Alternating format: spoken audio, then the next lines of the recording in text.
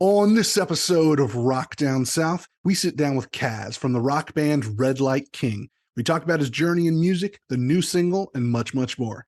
We hope you all enjoy. Let's go. What's going on, everybody? It's Kaz from the rock band Redlight King. You're listening to Rock Down South.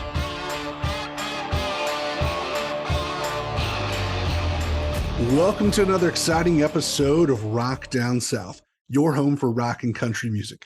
Today, we had the pleasure of speaking with Mark Kasprzyk, or better known as Kaz, from the rock band Redlight King. And he's basically a rock veteran at this point. I remember listening to his albums back in 2011 and 2013, and they were great. He had a massive rock hit on the radio at the time called Bullet in My Hand, and had lots of other good songs as well. We talk about those days, hitting it big at radio, a bit about his background, and of course, we talk about the exciting new stuff he has on the horizon, like the new single and music video for In My Blood, which is a great track that y'all should definitely check out, by the way. So without further ado, here's the show. What's up, Kaz? How you doing today, man? Terrific, Mark. How are you? Man, I'm doing great. Nice summer day. I'm really enjoying this time. What about you guys? Yeah, can't complain. Can't complain. Finished recording a new album, put out the first single, booked some festival dates. So as far as music goes, things are good, really good. Got a new deal with AFM Records out of Germany. I read that. Congratulations. That's awesome, man. Yeah, thanks. Yeah, they're excited, and so are we. And I mean, it was nice coming out of COVID there in our last album to just sort of be able to sustain my creativity, man, and be able to just shut the doors in a good way and just get in the woodshed and knock this record out. And it was written and recorded over about 8 months. So that's awesome. Yeah, it was great. Well, definitely want to talk about the record here in a few minutes. But let's get down to a little bit of basics. Where are you calling from today? Are you in Canada? Or are you in LA? I'm in LA. I've been living here 14 years. This is my 14th year now. Okay.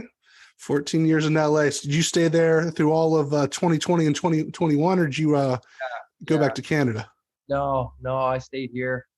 And Canada to me was more strict anyway. So, I mean, it wasn't good for anyone, obviously, but this is my home. So I'm an honorary American. Okay. Yeah. We liked having you here. And you guys started back in 2009, right? Yeah, like 2008. But that's when I started the new project, Redlight King, and wrote some songs. And then I flew home and went and recruited Julian Tamarin, one of my best friends who I've played with since 2000.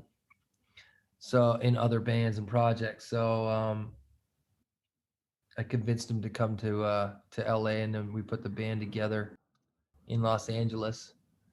And it's had many different rhythm sections over the last decade, but right now we have Brian Weaver, and on the recordings we have Randy Cook, and we switch between Randy and Mark Goodwin on drums. So, but I mean, it's an extended family, I like to say, of musicians, and a good group of rock musicians, mostly who are based out of LA. Also Rich Beto, who is in Finger 11, Santa Sonia. He's in Detroit now, but he plays with us once in a while. So we sort of rotate our rhythm section around a bit sometimes, but nice. And did you in 2009, and I know you put that your first album in 2011, did you have a record deal in place when you came to LA? Because I know you put out a couple of things solo. Did you have a kind of a deal in place, then put together a band around that? No, I came in 2008 by myself, and hopped over the border with my Harley in the back of my van, and went to a bike show for 2 weeks, quote unquote, but came back 2 years later with a O1 visa and a record deal. So I came with nothing. So you came with nothing, and you took the bold move of coming down here and making it happen, putting the band together, and then getting the record deal. Yeah, Yeah. Nice, nice. I was curious about that since you've done a lot of solo stuff before that, whether it was something Yeah. that was put together after the fact.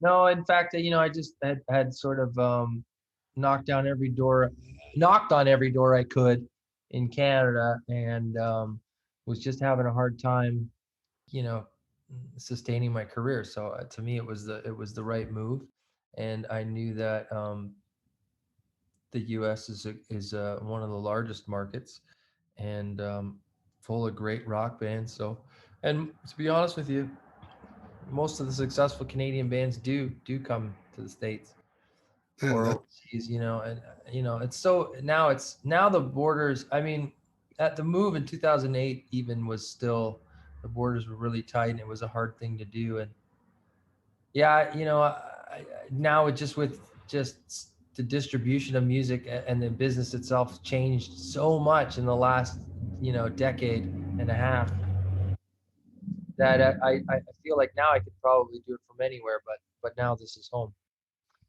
yeah. And then in 2011, I know you put out Something for the Pain, that album. That was a big time for you guys. I distinctly remember listening to you guys a lot on the radio and actually listening to that album. So Oh, that's this, awesome. so right now is kind of like a little bit of blast from the past for me, chatting with you because I did listen to that album when it came out quite a bit and was really liking the singles off there and knew of you guys back then. So it's That's kind of cool, man. That was must have been a cool time for you guys. Oh, that was great. Yeah, we had a good initial burst out the gate, and we were playing our hearts out, man, and it was a lot of touring, man. It was a lot of work, but I enjoyed it. I enjoyed being exhausted. I enjoyed the obsession, you know, trying to unlock, the next move to make our band more visible and get it to as many ears as we could, and we had a good team at Hollywood Records that backed us, and at the time we had a president named Bob Cavallo, and his son Rob Cavallo is pretty a famous guy in the music business as well. I signed Green Day and a bunch of big acts, Alanis Morissette and stuff. So, but Bob was a music guy, and he was the last person. I was the last person he had signed, and so that was a real honor. And then with the Neil Young sample, our version of Old Man, that was pretty cool. Nod from Neil, and it was it was great. It was a good time for us, and and I look back at it as a positive thing for sure. We did 2 records with Hollywood. I put it out an independent EP 2015. In 2019, I started working with Jimmy Messer, who was a producer of AWOL Nation and a bunch of huge artists, and produced that song "Sail" for AWOL, and did some solo stuff with him, and then eventually put out our record "Moonshine" through Parts and Labor, which is Jimmy's record label, and then took a year off and signed with AFM. So, but yeah, I mean, having radio helped us a lot, especially in rock. Yeah, you guys had Bullet in My Hand. It was huge on rock radio, man. I heard it all the dang time. What was that feeling, getting something that big on the radio? That I mean, I had big songs on the radio, but never in the U.S. and never in such mainstream cities. Big cities, big markets. It's like, and that song just resonated with everyone, and it resonated with bands, and that was really cool seeing my peers and bands that I loved and respected, like digging it. Like I remember we played Rock on the Range, and I look over side stage and it's Phil Anselmo, and he's just nods his head at me, and we're just burying the bullet in my hand, and everybody's surfing. This is it, man. This is what it's all about. It was great. Yeah, yeah. I'm out of Atlanta here, and they played it all the time on rock radio, and we had the active rock station. So that's cool. And then of course I loved Old Man. That was a great song with a good sample there from Neil Young. It worked really well, something a little bit different.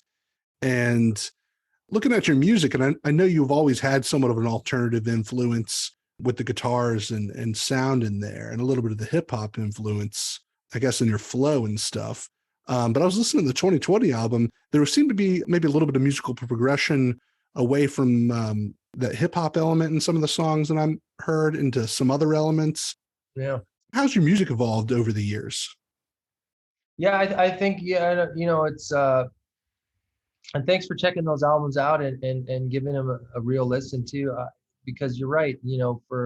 For me, I didn't want to make the same record. I try not to make the same song twice, let alone record twice. So I think after working with Jimmy and working a lot on my solo stuff, and like I'm just a creator and I love all genres and I love all music. So I sometimes I'll write songs on the piano and or I'll write straight hip hop beats and write hooks over that and then translate them into guitar. I mean, there's no rhyme or reason for the way I create, but just the way that album started to reveal itself was, I like to call it indie soul. It had a bit of indie rock, but it also had like a bit of soul. I remember Mm-hmm. I was listening to a lot of Charles Bradley, and I was listening to like early Curtis Mayfield stuff, and I was just admiring their songwriting and where it came from, right? So, and to me, rock and roll is rock and roll. To me, it was freeing.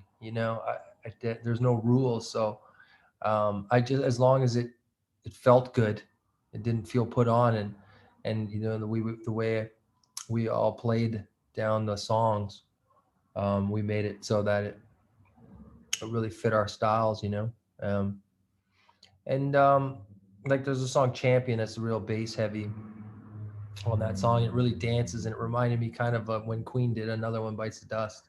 I was like, oh, this is like that, and I'm not comparing myself to Queen at all. I'm just saying, I'm comparing myself to the parallel of stepping out of your comfort zone, right?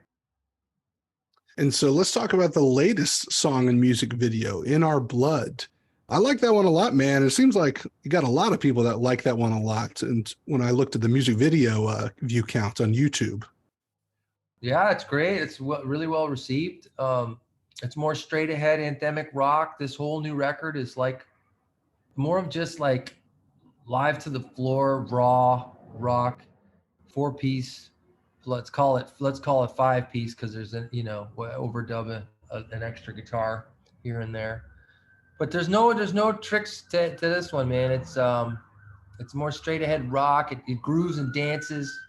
You know, they're old. Like if I was to call up influences, I'd say he's got AC/DC written all over it, but then it borders the line of like a Social Distortion and then right into the modern day stuff, man. Your Jack Whites, your Royal Bloods, and it's even got some heaviness that even active rock bands, some of them active rock bands have. So guitars, drum, bass, man, like and a good heavy sound and a catchy lyric, man. I mean, it's not rocket science on this one, but it's got attitude, and that's sort of how I feel right now, because I don't do this because someone's forcing me to or telling me to, and I just feel a lot of frustration out there in the world. So it's got some it's got some angst. yeah, it does, and it felt good. It felt good to sing it, and it felt good to sing it and know it and record it.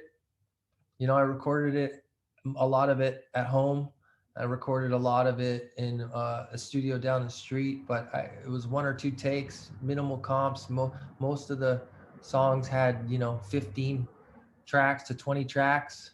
We didn't over engineer anything. It was all in the playing and all in the parts, and just making sure that everything had the right counterpoints, and it just felt good. And I wrote quite a few songs for the new record, and leaned on a lot of my friends, and including Julian, for playing and for helping make choices. It's like at this level now, and into the years that I've done this, it's really come down to what do you want it to sound like. It's like when I first started out, it was like you're pretty limited, which is also nice creatively, but now it's a matter of like what making good choices and just picking the right songs, and especially in an album setting, I like it to be I like it to make sense. I like to have a landscape. I like those songs collectively on this new album. We work together, right? And a lot of times in the past, our albums got very eclectic, which is nice. But I just wanted to write a straight ahead rock record that's fast. So, Well, we always need those. Absolutely. yeah, yeah, I felt like doing that, so we did. So we thinking about is a late 2022 release, or are we going to be going into 2023? Yeah, I mean, for the album, the good thing about AFM Records is they really believe in the album, they believe in the songs, and they believe we have lots of really good songs on there. So for me, it's like I'm gonna hold the record back until we can't, till people are losing it and they're like, okay, we need the record. So you got some more singles you might be releasing, it sounds like. Yeah, we've got a new single, I think August 26th, and I'm gonna try and bump it up, but right now it's at the latest it'll be out late next month. So Well, yeah, excellent. Can't wait to hear that. thanks. Yeah. So these next questions are what we close with and ask everyone. Okay. So first question, what would you tell your 21-year-old self? Slow down. He wouldn't listen though, so it doesn't matter. No. Yeah. I don't know. That's a tough one, man. And that's such a loaded question. It's because How old were you when you got that massive swing of success? the first swing of success, I signed my first record deal when I was 25, and it was well into the six figures. And I bought my mom a brand new car. We'd never had anything new and stuff. We didn't grow up poor, but we were middle class, and we never went on vacation and stuff like that. It was like Mm-hmm. it worked, and me being the second son, I got a lot of hand-me-down stuff, but they did a wonderful job. Like, but the old man was real tough on us, and when I signed that first deal, it was like, holy shit, you know. It was like I got something to live for, kind of thing, like it's a way out, and yeah. So when I was 21, I was still cutting records and still fighting and doing judo and training and stuff. So I hadn't really transitioned into a full-time musician yet. So, but I remember enjoying the moments. I remember. I tell you, I know what I'd tell my 25-year-old self is to pay attention to the business side of things and to your team, because I was really loyal to a fault to the people around me, and it really hurt my career in many ways. So that's outside of being this creative person that just wants to share, and have fun and be entertaining. That's what you are when you're 25, though. So that's probably what most people would say to their 25-year-old self. You got time, and just, that was a long-winded answer. I think. No, it was a good answer. There was some nice bits of advice in there. I liked it. Okay. Next question. What are you drinking lately? And if you don't drink alcohol, it could be anything refreshing you like to drink. Yeah, I'm drinking a lot of unsweetened iced tea. Unsweetened tea. Do you like sweet tea? Not really. Not No, really. too sweet. Come on, man. We drink that stuff like water here in the South. Oh, really? Oh, yeah. You guys are into sweet tea. I mean, I'll take it. I mean, I wouldn't say no if you offered me. And so, as you know, this is Rock Down South. So, what is something, or maybe a couple things that come to mind, that you love about the South? Oh man, I'll tell you this. When we were in the South, one of my favorite things was we'd be venturing around, and we'd go into local bars, and just to see the talent of musicians, because the thing about the South is there's a lot of bars with live music. And like I remember Atlanta for sure, and then Georgia, and I remember Louisiana, right? And like the Carolinas and like all that stuff. And I would drag my band out and be like, let's go find some music. And then we'd go into a place, and they just, people knew we were musicians, they could smell it on us. And they'd say, well, if you want to drink in here, you're gonna have to get up there and sing us a song. And we'd go and do it, man. Like, that happened several times. So I love the hospitality. I love that, and that's what I remember most. And and the fans are just really, really cool. It's a slow. Everyone, people still open the door for you, still look you in the eye there and shake hands. I like it. So Hey, thank you so much, Kaz, for being a part of the show today. Where can people find and connect with you guys online? all the same thing as everyone's got.